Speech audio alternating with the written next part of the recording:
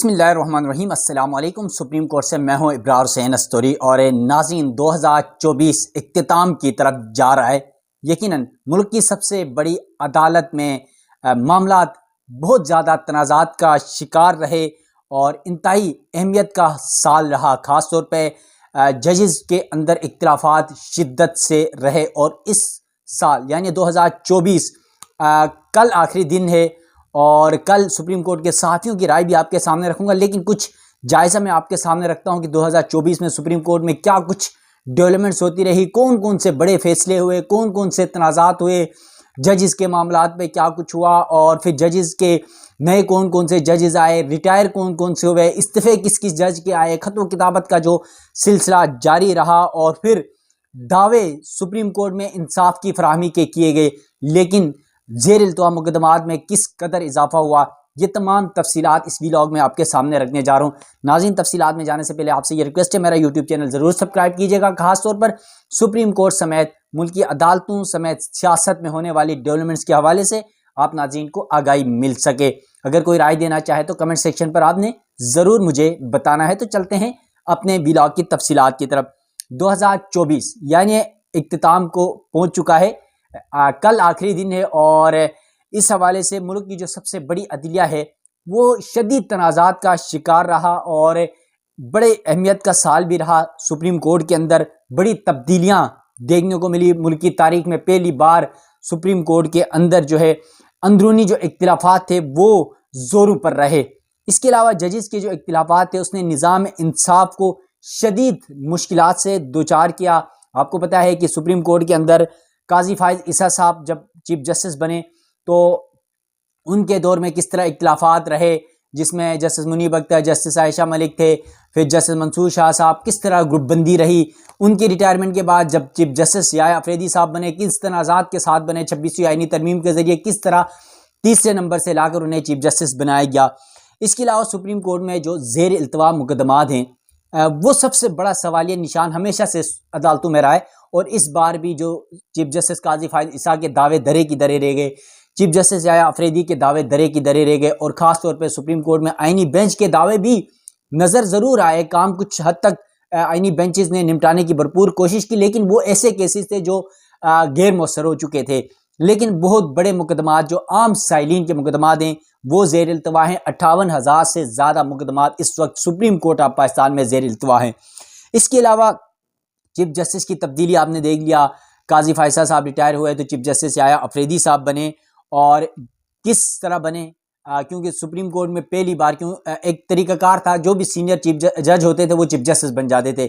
اس بار پاکستان کی تاریخ میں پہلی بار سپریم کورٹ میں یہ ہوا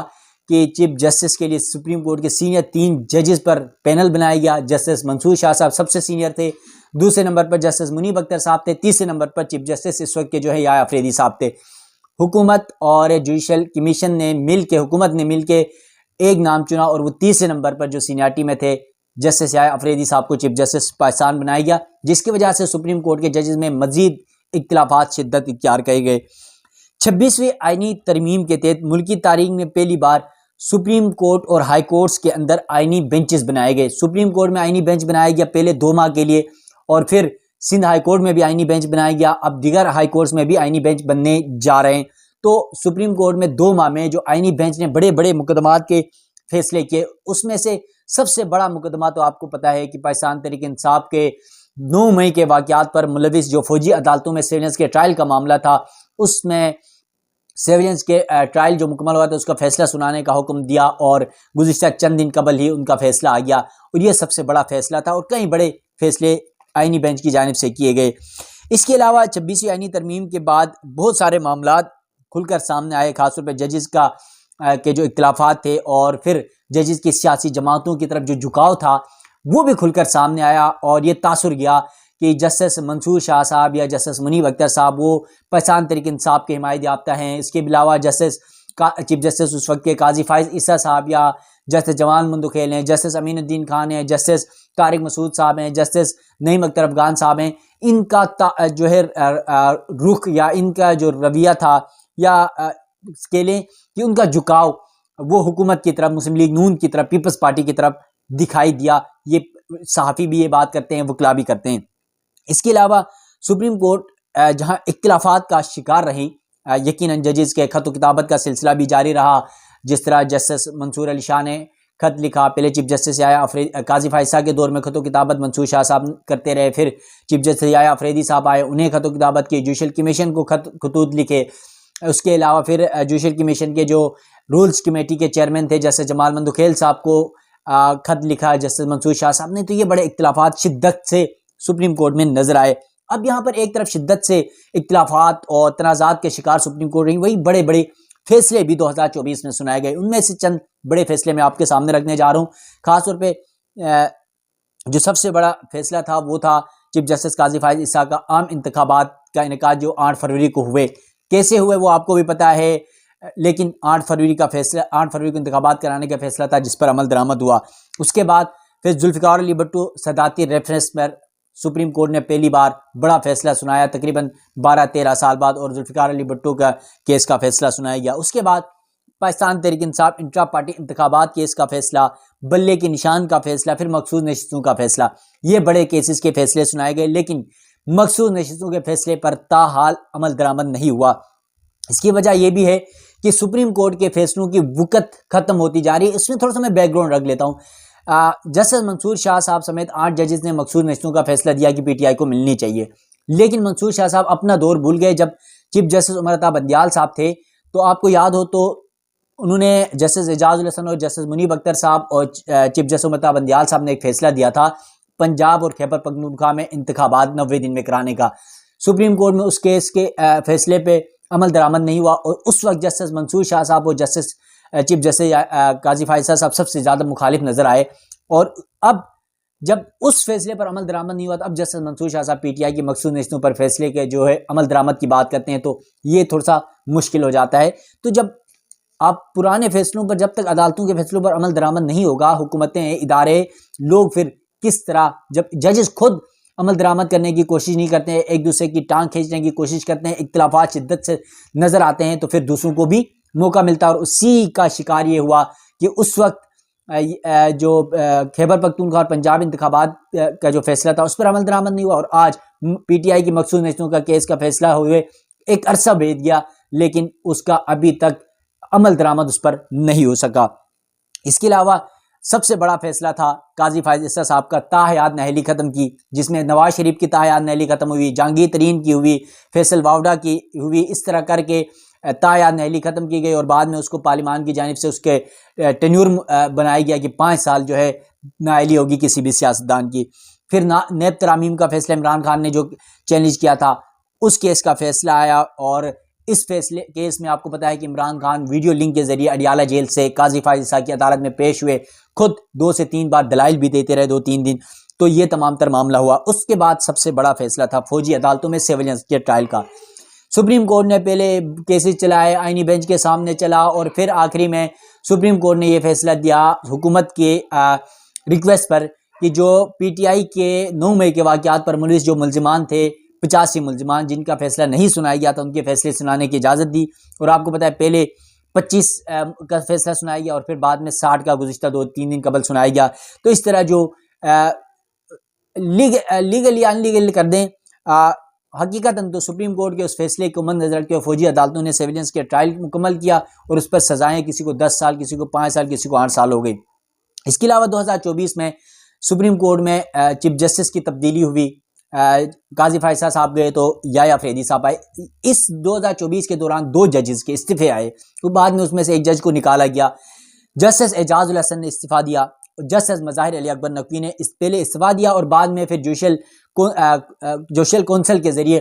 ان پر جو ایلیگیشن لگائے گئے تھے، الزامات تھے، وہ صحیح درست ثابت ہوئے، اور انہیں جج کے عہدے سے برطرف کیا گیا، فارغ کر دیا گیا۔ تو یوں سپریم کورٹ سے یہ 2 ججز کے استعفے آئے، ایک کو گھر بھیج دیا گیا اور ایک نے خود استعفیٰ دیا۔ پھر اس کے بعد چیف جسٹس کی نامزدگی کا جو طریقہ کار تھا وہ بدل دیا گیا 26ویں آئینی ترمیم کے بعد حکومت کی جانب سے، اور اس میں پہلے چیف جسٹس سینیاریٹی کی بنیاد پر ہوتا تھا، اب انہوں نے 3 سپریم کورٹ کے سینئر ججز میں سے پینل بنا کر ایک کو چیف جسٹس بنایا، اور تیسرے نمبر کے جج جسٹس یحییٰ آفریدی کو چیف جسٹس بنایا گیا۔ پھر اس کے بعد سینیاریٹی نظر انداز ہونے پر بڑے سوالات بھی اٹھائے گئے، یہ نہیں ہونا چاہیے تھا، اور یہ سب معاملات ہوئے۔ پھر جوڈیشل کمیشن کہ از خود 9 تشکیل ہوئی. پہلے جوڈیشل کمیشن آف پاکستان میں 9 ممبران ہوتے تھے، اب 13 کر دیے گئے. پارلیمان کو نمائندگی دی گئی، اور جس میں حکومت کے 2، اپوزیشن کے 2 اور ایک ٹیکنوکریٹ 5، حکومت کے نئے 9 میں 5 یہ شامل کر کے 13 ممبران پر مشتمل جو ہے وہ نئی وہ بنائی گئی. اور اس میں ایک سابق جج بھی ہوتے تھے سپریم کورٹ کے، ان کو فارغ کیا گیا. اور یہ 13 رکنی جوڈیشل کمیشن آف پاکستان از خود جو ہے از نو تشکیل دے دی گئی. پھر اس معاملے پر ہم نے دیکھا جو پریکٹس اینڈ پروسیجر کمیٹی تھی، اس میں سے قاضی فائز عیسیٰ صاحب نے جسٹس منیب اختر صاحب کو نکالا، اور پھر اس پر بڑا اعتراض چلتا رہا. جسٹس منصور علی شاہ صاحب نے اس پر خط بھی لکھا، اور پھر اس معاملے پر بڑی اختلافات شدت سے سپریم کورٹ کے ججز کے سامنے نظر آئے. پھر پارلیمان کی جانب سے سپریم کورٹ میں زیر التوا مقدمات کی تعداد کو دیکھتے ہوئے پارلیمان میں قانون سازی کے ذریعے جو سپریم کورٹ کے ججز کی تعداد 17 تھی اسے 34 تو کر دی گئی. مگر اب تک 34 ججز میں 17 میں سے جو 34 کی گئی تھی وہ ججز بھی تعینات نہیں کیے جا سکے، کیونکہ حالات ہی کچھ اس طرح کے ہوئے. پھر سپریم کورٹ کے ججز کی خط و کتابت، منصور شاہ صاحب کا خط آپ نے دیکھا، پھر یحییٰ آفریدی صاحب کا خط، چیف جسٹس قاضی فائز صاحب کا خط، یہ خط و کتابت کا سلسلہ بھی جاری رہا. پریکٹس اینڈ پروسیجر کمیٹی کا معاملہ میں نے آپ کو رکھا آپ کے سامنے کہ منیب اختر صاحب کو کس طرح نکالا گیا قاضی فائز صاحب نے. اس کے علاوہ اس وقت جو سب سے بڑا کیس ہے جو آئینی بینچ کے سامنے ہے وہ ہے الیکشن میں دھاندلی کیس. عمران خان کی درخواست ہے، پی ٹی آئی کی درخواست ہے. اس کیس پہ کا آئینی بینچ نے لاسٹ ٹائم کیس سنا، اور اس پر جو رجسٹرار آفس کے اعتراضات تھے وہ ختم کر کے دوبارہ کیس کو فکس کرنے کی اجازت دی. اس کے علاوہ عمران خان کی ہی درخواست پر 9 مئی کے واقعات پر عمران خان نے جوڈیشل کمیشن بنا کر انکوائری، سپریم کورٹ کے سینئر 3 ججز پر مشتمل انکوائری کمیشن بنانے کی درخواست دائر کی. اس کیس کا معاملہ بھی رجسٹرار آفس کے اعتراضات دور کر کے اس کو بھی فکس کرنے کے رجسٹرار آفس کو ہدایت دی آئینی بینچ کی جانب سے. اب یہ عمران خان کی درخواستیں ہیں، اور یہ آئینی بینچ کے سامنے شاید 2025 جنوری کے مہینے میں لگ جائیں گے. تو یہ سپریم کورٹ سے کچھ بڑے فیصلے تھے، اور یقیناً سپریم کورٹ آف پاکستان میں ہم صبح سے شام تک دیکھتے ہیں کہ ججز کے اختلافات کی وجہ سے، چاہے وہ چیف جسٹس عمرتا بندیال صاحب کا دور ہو، چیف جسٹس قاضی فائز عیسیٰ کا دور ہو، یا پھر اب چیف جسٹس پاکستان یحییٰ آفریدی کا دور ہو، یقیناً ججز کے اختلافات کے باعث انصاف کی فراہمی میں شدید دشواری اور مشکلات ہو رہی ہے. اور جب تک عدالتوں سے ججز خاص طور پر ان کے اختلافات ختم نہیں ہوں گے تب تک انصاف کی فراہمی میں مشکلات ہوں گی. اور سیاسی جماعتیں چاہے کوئی بھی ہو، مسلم لیگ نون ہو، پاکستان پیپلز پارٹی ہو، پی ٹی آئی ہو، یہ عدلیہ کے وقار کو نقصان پہنچاتی رہیں گی، اور عدلیہ کے ججز عدلیہ کو خود اندر سے کھوکھلا کرتے رہیں گے. اور پھر جو عام سائلین کے جو مقدمات ہیں یا ان کو انصاف کی فراہمی میں مشکلات کا سامنا رہے گا. تو ناظرین، یہ 2024 کے سپریم کورٹ سے احوال تھا. کل میں انشاءاللہ آپ کو سپریم کورٹ کے تمام صحافیوں کی آراء بھی آپ کے سامنے رکھوں گا کہ سپریم کورٹ کے صحافی اس حوالے سے کیا سمجھتے ہیں کہ 2024 سپریم کورٹ میں پاکستان کی تاریخ میں سینئر صحافیوں سے میں بات چیت کرنے کی کوشش کروں گا کہ وہ کیا سمجھتے ہیں کہ اس سال کیسا یہ دور گزرا 2024 کا. تو ناظرین، کل تک کے لیے مجھے دیجیے گا اجازت. اللہ حافظ.